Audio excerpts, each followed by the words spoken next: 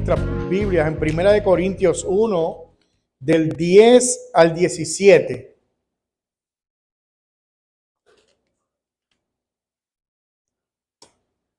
Primera de Corintios 1, del 10 al 17.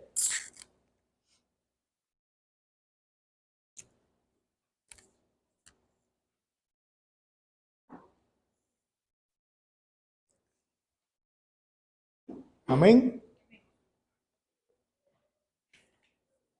Dice así la palabra de nuestro Dios. Os ruego pues, hermanos, por el nombre de nuestro Señor Jesucristo, que habléis todos una misma cosa y que no haya entre vosotros divisiones, sino que estéis perfectamente unidos en una misma mente y en un mismo parecer.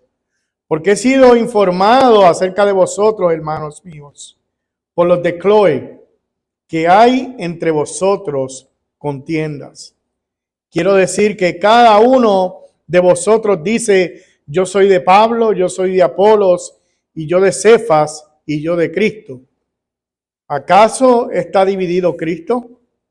¿Fue crucificado Pablo por vosotros? ¿O fuisteis bautizados en el nombre de Pablo?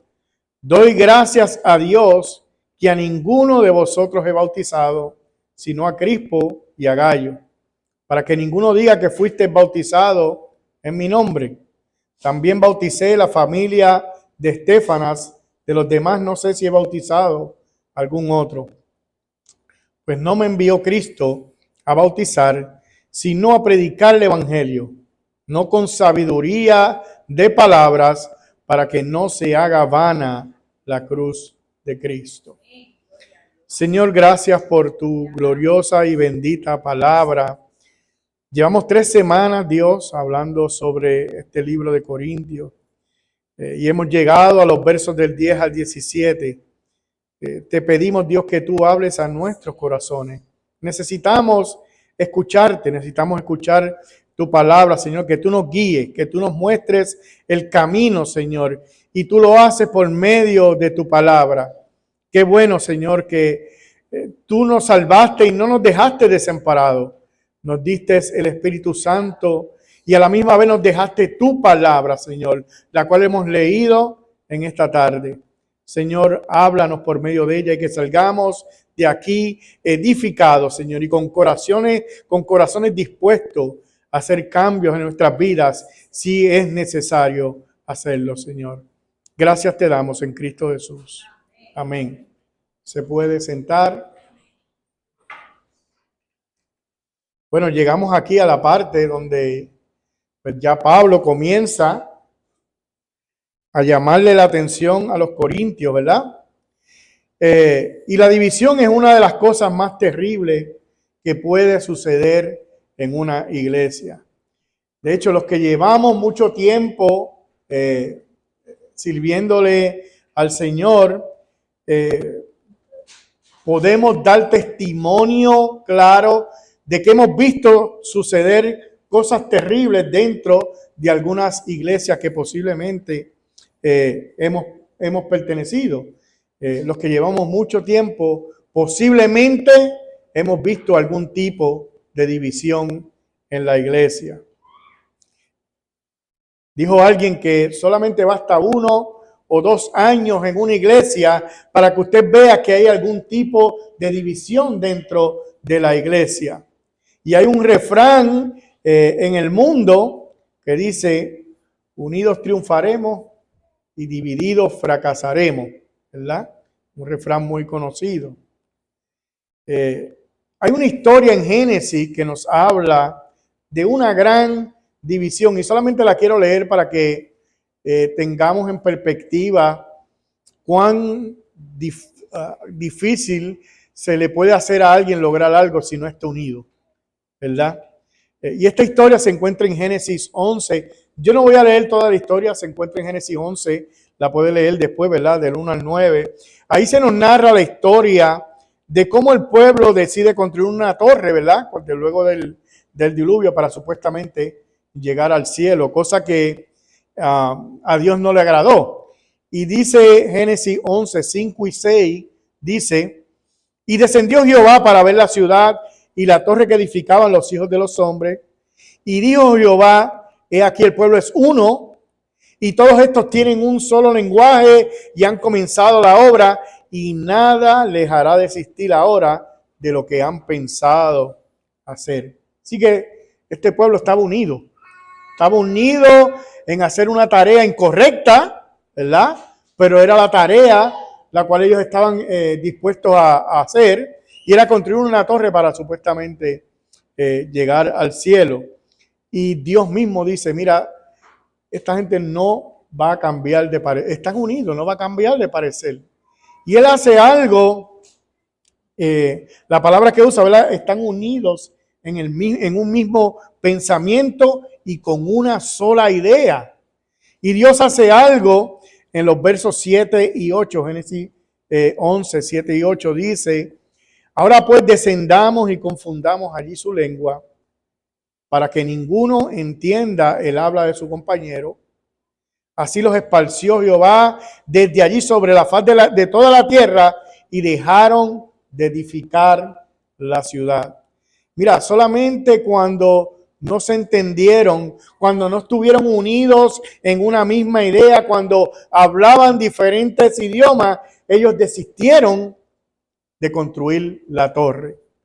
Y eso es lo mismo que sucede cuando hay divisiones en una iglesia. Dejamos de hablar el mismo idioma.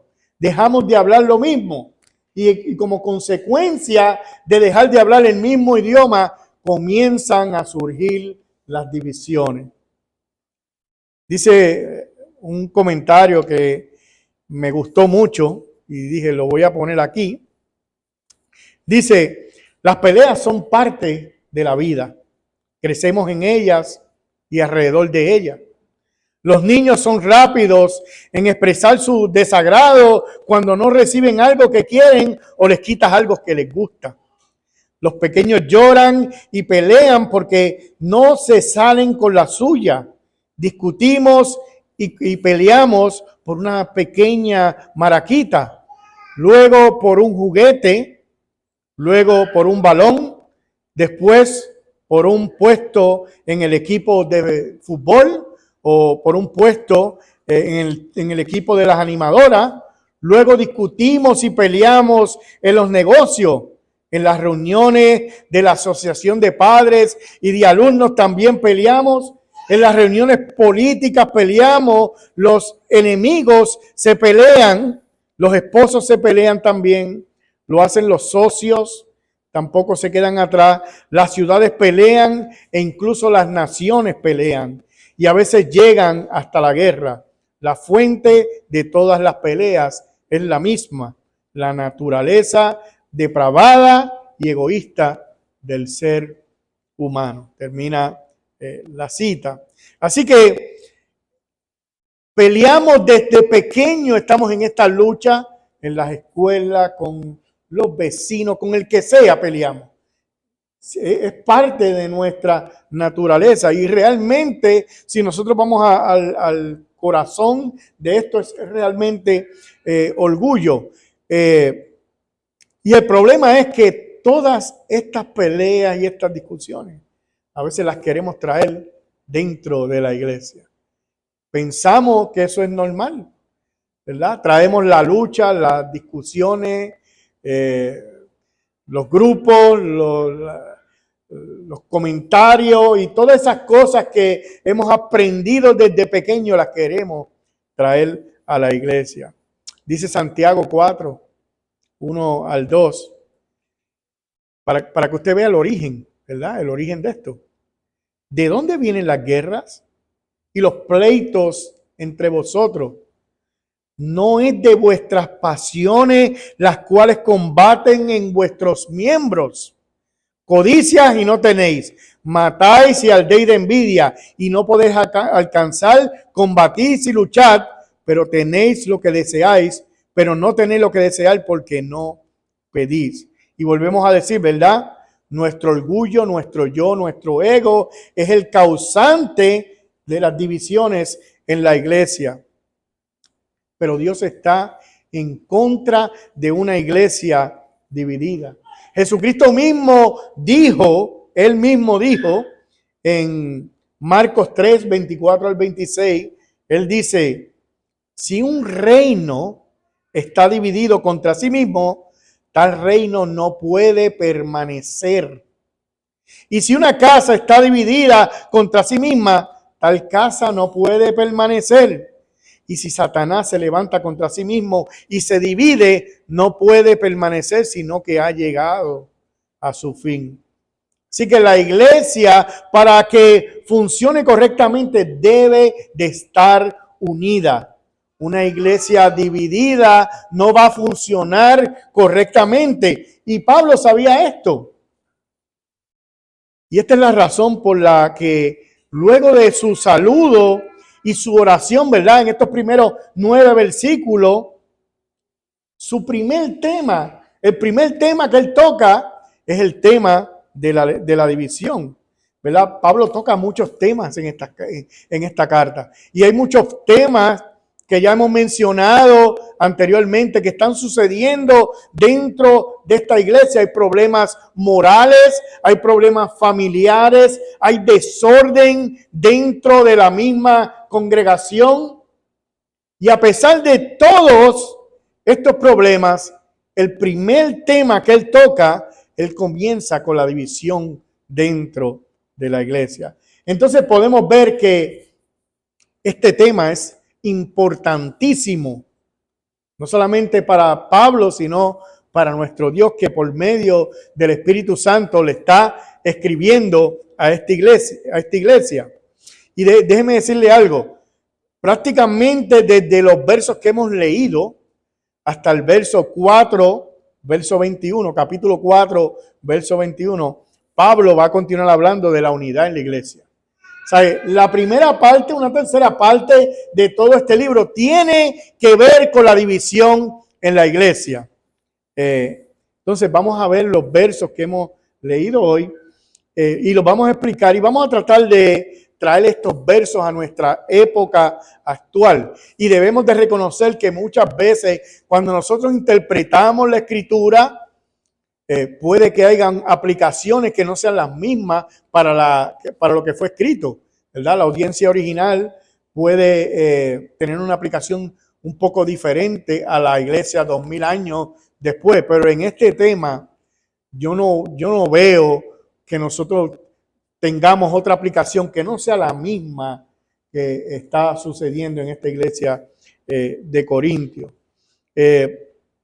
Porque hoy en día hay división en la iglesia y no debe de ser así. ¿Y por qué trae esta escritura aquí? Porque Dios en su soberanía, Él sabía que nosotros íbamos a estar leyendo esto en el día de hoy. Y como yo siempre digo, ¿verdad? No veo visitas aquí hoy, pero si usted está aquí por primera vez o nos está escuchando por las redes sociales, usted en la soberanía de Dios, en la providencia de Dios, usted llegó cuando estamos discutiendo estos versos sobre la división. Amén. Dice el verso 10, comenzamos. Os ruego, pues, hermanos, por el nombre de nuestro Señor Jesucristo, que habléis todos una misma cosa y que no haya entre vosotros divisiones, sino que estéis perfectamente unidos en una misma mente y en un mismo parecer. Y lo primero que Pablo hace es que cuando comienza a exhortar a los corintios, es que lo hace con mucho cuidado, con mucho cuidado. Él comienza rogando y él lo pide no como pastor fundador, como el que fundó la iglesia y estuvo 1 año y medio con ellos, ya hemos discutido eso, sino que él les ruega. Usted puede ver el principio del verso, os ruego, por favor. Es una palabra de ruego y no lo vemos ahí con una autoridad como pastor fundador de la iglesia, sino que ruega a sus hermanos y luego les llama hermanos. Y al llamarlos hermanos, se pone al nivel de ellos. Y lo próximo que pide, por favor, en el nombre de nuestro Señor Jesucristo. ¿Sabe? La petición de él es, por favor, hermanos, en el nombre de nuestro Señor Jesucristo, con mucha amabilidad, con mucho tacto, ¿verdad? Sin dejar de reconocer que él es el que fue pastor de esta iglesia, el que la inició. Pero sin embargo, este es el acercamiento que él hace. Y lo próximo que hace es que comienza con su petición. Y él pide varias cosas. Por favor, que hablen una misma cosa, que no hayan divisiones entre ustedes, que estén perfectamente unidos en una misma mente y en un mismo espíritu. Y esto nos deja ver claramente que según el llamado de Pablo, que Pablo le está haciendo a esta iglesia, esta gente no estaban hablando lo mismo. Ellos no estaban, ellos estaban divididos, ¿verdad? Había divisiones entre ellos y no estaban unidos en un mismo pensamiento y en un mismo espíritu. Y sin embargo, a pesar de todo eso, se hacían llamar creyentes y se hacían llamar cristianos. Dice un comentarista que me dio mucha gracia porque él escribe, dice: vivir en lo alto con los santos que amamos ciertamente será la gloria. Ahora, vivir acá abajo con los santos que conocemos, bueno, esa es otra historia, ¿verdad? En el cielo va a ser glorioso vivir con los santos. Aquí, bueno, esa es otra historia, dice él. Pero en el verso 11, ¿verdad? Luego de este llamado a la unidad que hace el apóstol Pablo, nos da más información sobre qué es lo que está sucediendo en esta iglesia y quién fue que le informó y le dio la información de qué es lo que está sucediendo. Verso 11 dice: porque he sido informado acerca de vosotros, hermanos míos, por los de Cloé, que hay entre vosotros contienda. Qué bochinchero esa gente de Cloé, puede pensar alguien, ¿verdad? No, los de Cloé aparentemente hay muchas diferentes versiones de quiénes eran los de Cloé. Lo que se cree es que era una familia que pertenecía a esta iglesia de Corinto y ellos le llevan este informe a Pablo de la división en la iglesia. Esto no es un bochinche, hermano. Ellos nos van a donde Pablo, ¿sabes qué pasó esto? No. Ellos fueron donde la persona adecuada, le dieron la información adecuada y no se escondieron. Ellos no están tirando la piedra y escondiendo la mano. Pablo los menciona directamente como los que le llevaron la información a él, ¿verdad? Hay una diferencia entre esto y lo que hacen algunos que comentan escondidas. Hey, déjame contarte algo. No se lo digas a nadie, ¿verdad? No se lo digas a nadie.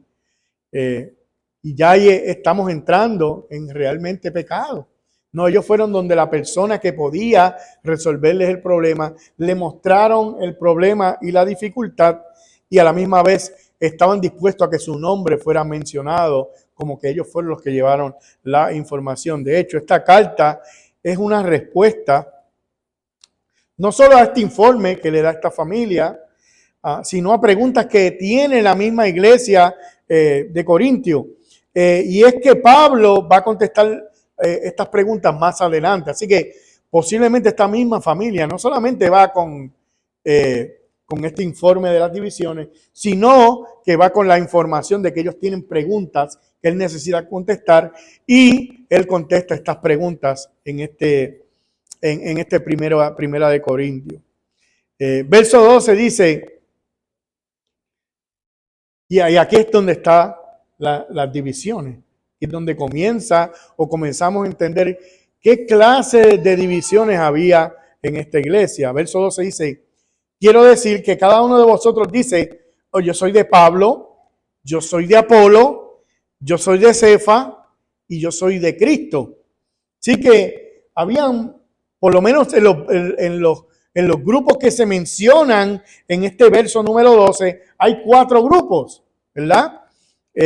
Unos decían que eran del apóstol Pablo, otros de Apolo, otros de Cefa y otros de Cristo. Dentro de la iglesia estaban formados estos 4 grupos. Pablo, ya dijimos, fundador, pastor, primer pastor de la iglesia, estuvo con ellos 1 año y medio y eso hizo que muchos fueran fieles al fundador de la iglesia. No, yo estoy con Pablo, el fundador de la iglesia. Otros seguían a Apolos. Y de Apolos, honestamente, no hay mucha información en la Escritura, pero lo poco que hay nos deja ver que este hombre era buenísimo explicando la palabra del Señor. Siempre que se nos habla de Apolo, parece que su apellido era poderoso en la palabra. Si nosotros vamos a Hechos 18:24, dice, llegó entonces a Éfeso un judío llamado Apolo, natural de Alejandría, varón elocuente, poderoso en las escrituras. Y el verso 28, Hechos 18:28 dice, porque con gran vehemencia refutaba públicamente a los judíos, demostrando por las escrituras que Jesús era el Cristo. Cuando Pablo sale de Corinto, ¿verdad? Se cree que el segundo pastor fue Apolos. Pablo, primer pastor, segundo pastor, era Apolos, elocuente, ¿verdad? Y eso hizo que posiblemente muchos siguieran a Apolos. No, este hombre elocuente, sabe hablar al frente, la gente lo admiraba cuando hablaba. Hablaba tan bien que se hizo de un grupo también. Claro, ninguno de estos grupos, hay que decir esto y aclararlo, ninguno de los líderes estaban apoyando estos grupos, ¿sabes? Es que la iglesia seguía a estos grupos y ninguno de estos hermanos alentaban que lo siguieran a ellos. Y de hecho, ¿verdad? Posiblemente muchos siguieron a Apolo porque Pablo quizás no era tan elocuente cuando hablaba. Y de hecho hay varios versos donde el mismo Pablo hace referencia a esto. Segunda de Corintios 11:6 dice Pablo, pues aunque sea tosco en palabra, él era tosco en palabra, no lo soy en conocimiento. En todo y por todo os lo hemos demostrado. Y en 2 Corintios 10:10-11, mire cómo él dice, porque ellos dicen, refiriéndose a los corintios, a estos hermanos, ellos decían, bueno, sus cartas son severas y duras, pero la presencia física es poco impresionante y la manera de hablar despreciable. Esto tenga en cuenta la tal persona que lo que somos en palabra por carta, estando ausente, lo somos también en hecho, estando presente. Así que, de alguna manera, los corintios, ¿verdad? Los corintios tenían esta percepción de que no, él escribe bien, pero cuando lo vemos en público no está tan impresionante como Apolo, ¿verdad? No, Apolo es otra cosa, ¿ves? Y entonces ahí usted ve los dos grupos, no, pero yo sigo al fundador de la iglesia. Y luego tenemos el grupo de Cefa. ¿Usted sabe quién es Cefa? Pedro. ¿Usted sabe qué? Pedro nunca había estado en Corinto. Nunca. Y sin embargo, tenía seguidores en esa ciudad. ¿Cómo usted cree que Pedro tenía seguidores en Corinto si nunca había llegado allí? Por YouTube. Lo estaban viendo por las redes sociales. Y entonces, pues, estos hermanos lo seguían, no, sin broma. Posiblemente judíos que habían salido de Jerusalén llegaron a esta ciudad, se congregaban en esta iglesia. No, Pedro fue discípulo del Señor directamente. No, yo sigo a Pedro. ¿Sabe? No, para que usted no ha escuchado al apóstol Pedro todavía. ¿Ves? Tú nada más escuchaste a Pablo y a Apolo, pero Pedro estuvo con Jesús 3 años y medio. y yo soy seguidor de Pedro, ¿verdad? Y ahí está este tercer grupo. Y finalmente estaba este grupo que decían que eran de Cristo. Y uno podría pensar, bueno, si estos seguían a Cristo, estos estaban bien. Pero el problema es que Pablo los pone en el mismo grupo con los otros tres, lo que nos deja ver que tampoco estaban muy bien, que digamos. Y estos son los que dicen, yo no sigo a hombre, yo sigo a Jesucristo, ¿verdad? Yo no sé si usted ha escuchado esa expresión en algunas iglesias, cuando alguien no quiere someterse a nada y hacer lo que él quiere, él dice esas palabras. No, yo sigo a Cristo, yo no sigo a ningún hombre. Así que aquí estaban estos cuatro grupos, y estos cuatro grupos estaban dividiendo la iglesia. La pregunta es, ¿no pasa hoy? ¿No pasa hoy esto en la iglesia, dentro de la congregación? Wow, y hoy hay más ramificaciones de cómo dividir una iglesia. Las ramificaciones son increíbles, desde los asientos hasta la música. No me gusta cómo se toca la música, no, la música debe ser tradicional. Un violín y un piano, un órgano y más nada. No, están los que no, estamos ya en el 2023, ¿no? Que hay una batería y una guitarra eléctrica y un bajo, tiene que haber ahí. Y crean estos grupos, ¿no? Entonces, si tú eres de los que crees en una adoración tradicional, pues tú estás en tu grupo, y los que están en la adoración contemporánea no ven con buenos ojos a los que están, ¿verdad?, con la adoración tradicional. Y se forma esta división dentro de la misma iglesia. Pueden surgir muchos grupos, y todos estos grupos pueden crear un ambiente de división. Eso sin contar, ¿verdad?, que nos podemos volver seguidores de un predicador, y no hay nada malo en seguir a un predicador, pero recuerde que usted tiene una iglesia local y usted tiene un pastor en esa iglesia local. Yo estaba escuchando la historia de alguien, no sé quién fue, yo escuché que alguien decía, cuando esta persona viajaba a otro sitio, pues predicadores de su iglesia son bien conocidos, y le decían a él, mira, fulano de tal va a tu iglesia. Sí, ese es mi pastor. Él no lo sabe, pero él es mi pastor, ¿verdad? Y él lo que decía en su mente, ay, pobre pastor de este hermano, no sabe que su oveja está siendo pastoreada por internet. Sí, nosotros podemos seguir a un predicador, escuchar predicadores, son una bendición, pero nosotros servimos en una iglesia local. Y su pastor no está por internet ni está por YouTube, y su iglesia no está por internet ni está por YouTube. Su iglesia local es esta, y aquí estamos nosotros, los pastores. Los corintios, ¿verdad?, habían crecido en una cultura donde sus héroes eran los filósofos de la época. Esta ciudad había crecido y la gente seguían a los filósofos de acuerdo a su oratoria. No, yo soy seguidor del filósofo tal. No, yo estudié a los pies del maestro tal. Y eso es lo que ellos habían aprendido y lo querían introducir en la iglesia. Esas mismas prácticas que utilizaban en el mundo secular, cuando vienen al cristianismo, quieren pues incluir estas enseñanzas dentro de la iglesia. Y lo que hicieron fue que cambiaron los filósofos por predicadores. Y en vez de seguir filósofos, ahora seguían a Pablo, a Apolo, Pedro y a Cristo. Y nosotros debemos de tener mucho cuidado,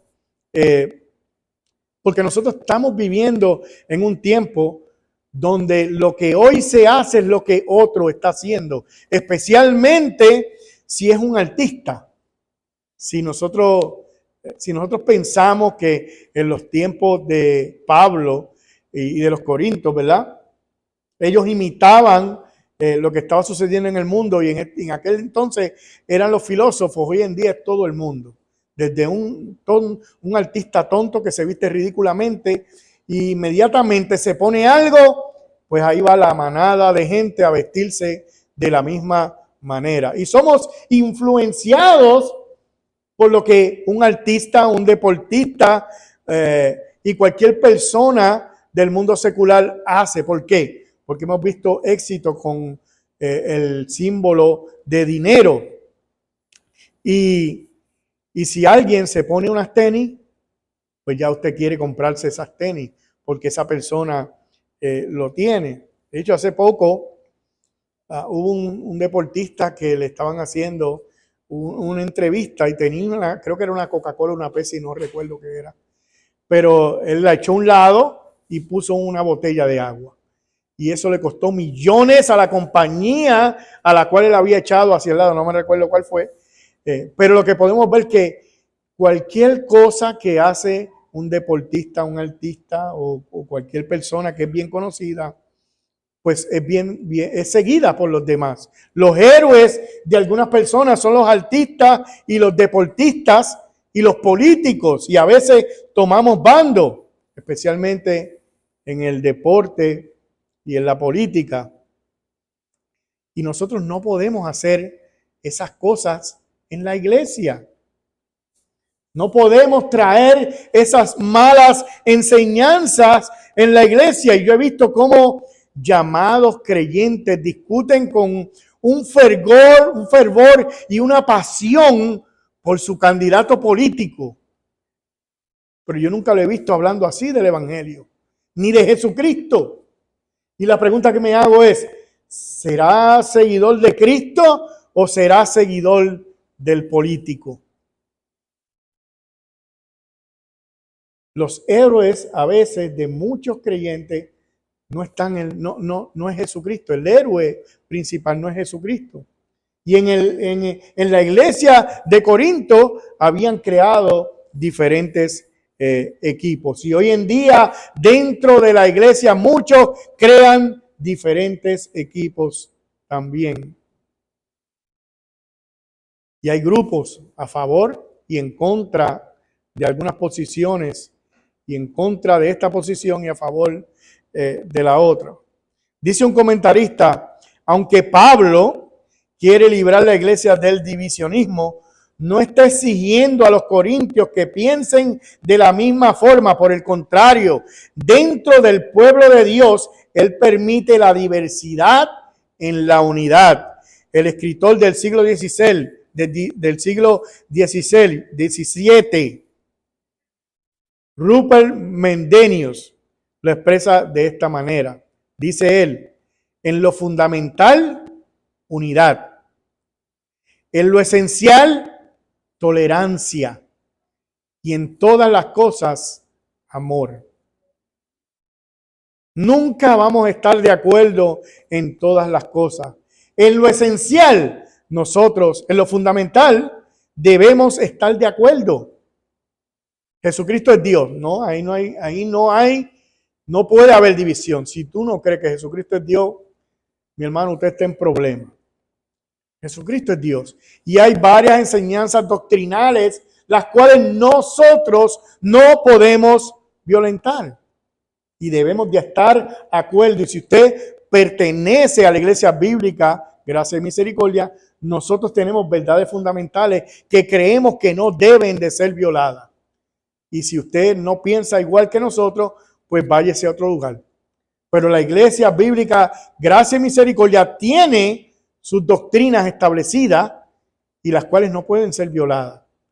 Ahí no puede haber diferencia. En lo no esencial debemos de tolerarnos, porque hay unos que creen una cosa, por ejemplo, la segunda venida de Cristo, no, que viene ahora, no, que viene en 20 años. Mire, mi hermano, nadie sabe cuándo viene, pero podemos tener diferentes opiniones de cuándo viene Cristo. Si usted niega que Él viene, usted tiene un problema. Pero cuando Él viene, usted puede filosofar sobre eso, ¿verdad? Y puede tener las diferencias antes del milenio, después del milenio, antes de la tribulación, en el medio de la tribulación. Esas son las diferentes posiciones. Nosotros no vamos a poner eso como una doctrina fundamental, ¿verdad? Pero podemos tolerar que otras personas piensen de una manera diferente cuando se tratan de temas que no están muy claros en la Escritura. Ahora, en todas las cosas, todas las demás cosas que realmente no tienen tanta importancia, mi hermano, aplique el amor. Yo creo que el ejemplo que nos da la Escritura cuando dice, si tu hermano, si lo que tú comes, ¿verdad?, le hace pecar a tu hermano, no te lo comas. Y ahí lo que está aplicando es el amor. Así que esas deben de ser las reglas dentro de la iglesia.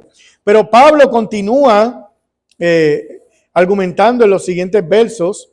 Él dice en el verso 13, ¿acaso está dividido Cristo?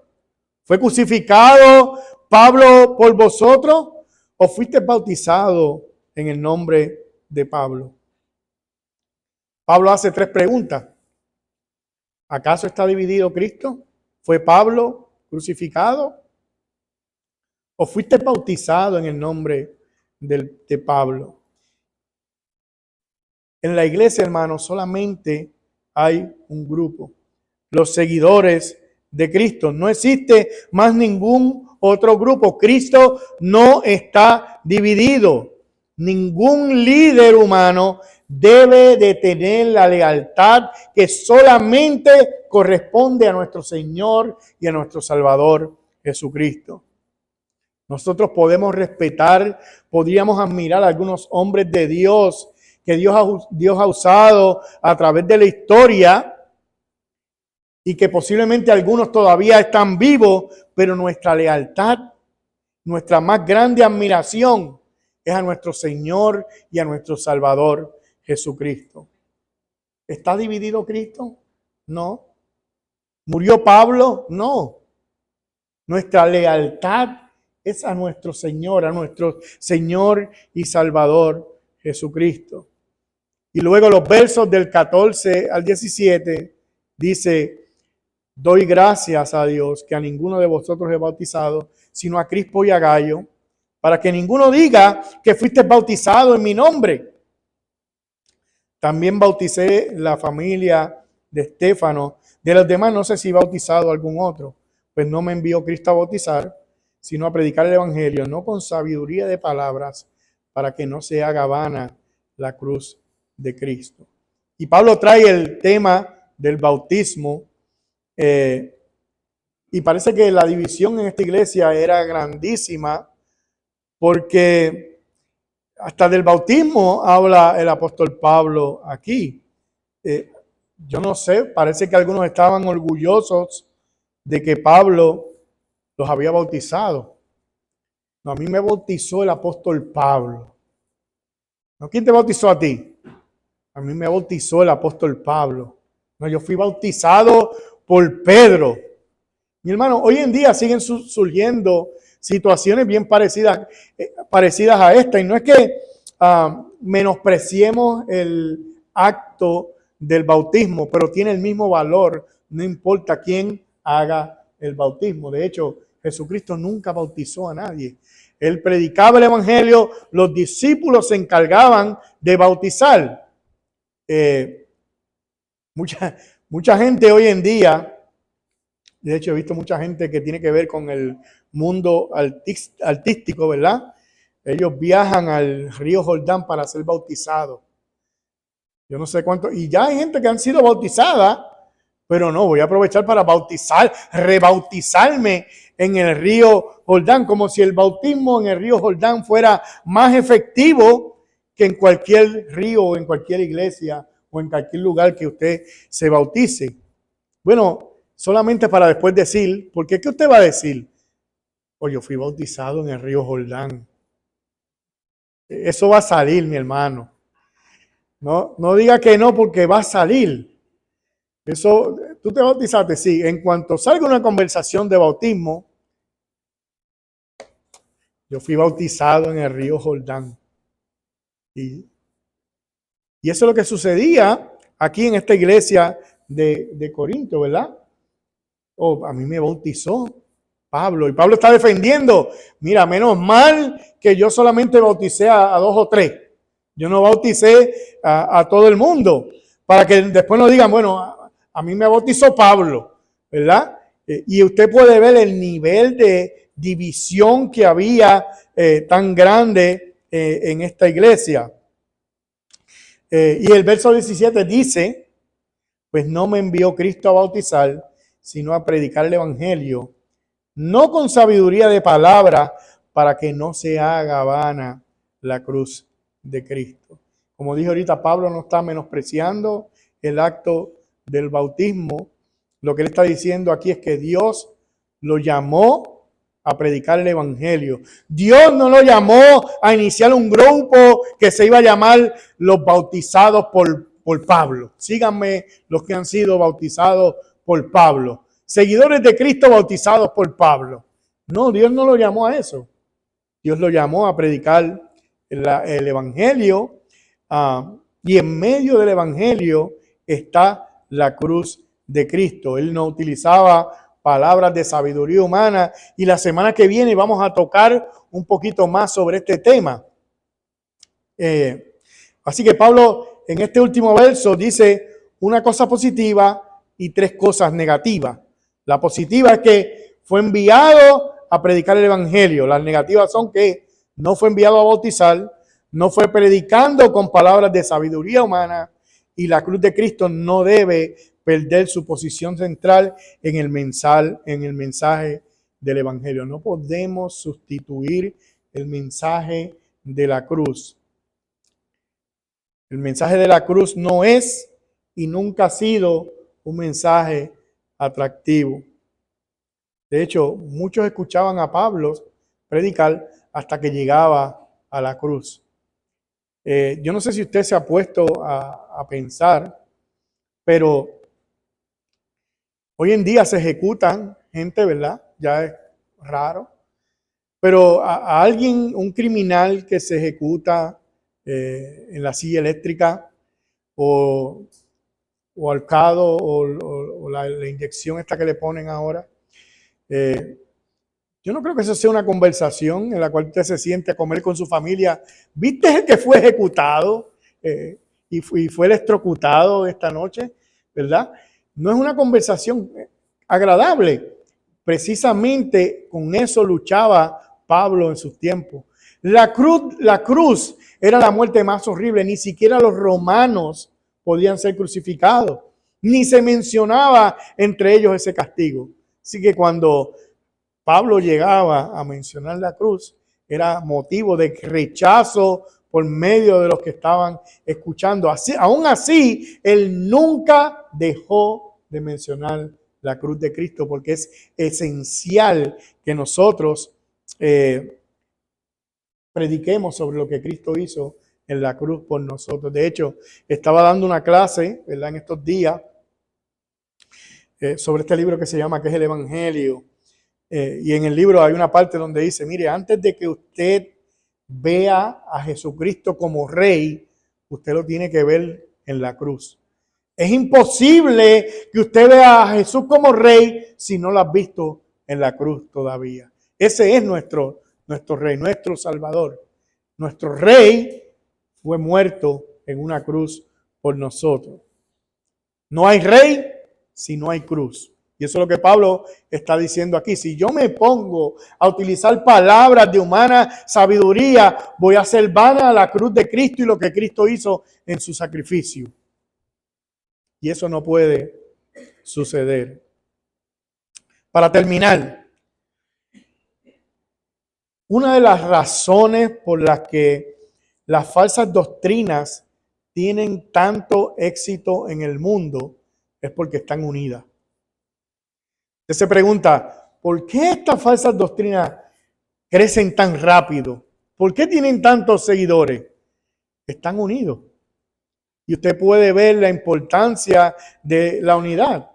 Y como dije ahorita, en estos 4 capítulos que vienen, nosotros vamos a continuar hablando de lo que es la unidad en la iglesia. Y yo quisiera que usted entendiera hoy que para Dios es importante que la iglesia esté unida. Llévese eso en su mente. Para Dios es importante que nosotros, que nos hacemos llamar cristianos, estemos unidos. Y usted quiere ver cuán importante es para Dios. Voy a terminar con estos versos. Jesús hizo una oración antes de morir. Horas le quedaban de vida y él va al huerto del Getsemaní con sus discípulos a orar. Esta es la última oración que Jesús hace con sus discípulos antes de morir en la cruz. Juan 17, 20 al 23. Dice, mas no ruego solamente por estos, sino también por los que han de creer en mí por la palabra de ellos. Y este verso 20 lo que nos está diciendo es que Jesucristo está orando por nosotros. No ruega solamente por los discípulos, también por los que han de creer en Él por la palabra de ellos, por los discípulos. Esos somos nosotros. Y mire lo que Él pide, para que todos sean uno como tú, oh Padre, en mí y yo en ti. Que también ellos sean uno en nosotros, para que el mundo crea que tú me enviaste. 22. La gloria que me diste yo les he dado para que sean uno. Así como nosotros somos uno. Yo en ellos, 23, y tú en mí, para que sean perfectos en unidad. Para que el mundo conozca que tú me enviaste y que los has amado a ellos como también a mí me has amado. Jesús en su última oración por nosotros. Lo que más se puede ver en esta última oración es que Jesús quiere que nosotros estemos unidos. En estos 4 versos, Jesús pide 4 veces para que nosotros, la iglesia, estemos unidos. Hermano, reprenda al diablo y todo espíritu de división. No se deje utilizar para dividir la iglesia. No hable de su hermano. Eso es del mismo diablo, del mismo infierno. Y hay que decirlo así. Dios no nos ha llamado a estar divididos, nos ha llamado a estar unidos. Lo podemos ver en su oración. Lo podemos ver en los textos que Pablo le dice a los corintios. No lleve rumores, no hable de los demás, no haga grupitos. Nada de eso ayuda a la unidad de la iglesia. Por otro lado, si usted va a comentar, si alguien le va a comentar de algún hermano, no lo escuche. Porque está siendo también partícipe de que esa persona pueda seguir llevando su mensaje de división. Usted le dice, no, yo no puedo escuchar eso. La palabra de Dios me dice que yo no escuche rumores, que yo no escuche bochinche, que yo no escuche rumores de los demás. Y si tú tienes un problema con un hermano, ve y habla con el hermano. Aplica la palabra del Señor. Tan malo es escuchar los chismes como hablarlo. Tan malo es el que habla como el que los escuche, como el que los escucha. Así que Dios nos ayude a no ser instrumentos de división, sino de unidad. Y como dije al principio, esto no termina aquí. Vamos a seguir hablando sobre la unidad. La semana que viene vamos a hablar de la sabiduría del Señor mediante el Evangelio en los versos que le siguen. Pero, como dijimos también, del capítulo 1 al 4, casi todo tiene que ver con la unidad en la iglesia. Y Pablo vuelve a tocar este tema de la división en versos más adelante. Así que no se lo pierda. Como siempre, ¿verdad? Si usted no ha conocido a Jesucristo, a pesar de las cosas que usted pueda ver en una iglesia, mi hermano, no hay mejor lugar que estar que en la casa del Señor. No hay nada mejor que servirle a nuestro Dios. No pierda tu tiempo. Ven a Jesucristo. Él ha prometido que si tú vienes a Él en arrepentimiento y fe, Él perdona tus pecados. Señor, gracias te damos en esta tarde. Hemos leído tu palabra, hemos escuchado el consejo bíblico, Señor, y hoy tú nos hablas de la unidad en tu iglesia, en el cuerpo de Cristo, Señor. Ayúdanos, Dios. Ayúdanos a estar unidos a pesar de nuestras diferencias y dificultades, porque sabemos, Señor, que podemos diferir en algunos puntos, pero tú nos has llamado a estar unidos. Tú has orado por eso. Queremos ser servidores tuyos. No queremos ser los que proponen, Señor, los que promueven la división en la iglesia. No. Queremos estar unidos a nuestros hermanos, Señor, y hacer tu voluntad para la gloria y honra de tu nombre, Señor. Ayúdanos a meditar en tu palabra el resto de la semana, Señor. Y que las cosas que nosotros tengamos que arreglar y poner en orden, Señor, tú nos ayudes a hacerlo, Señor. Gracias te damos en Cristo Jesús. Amén.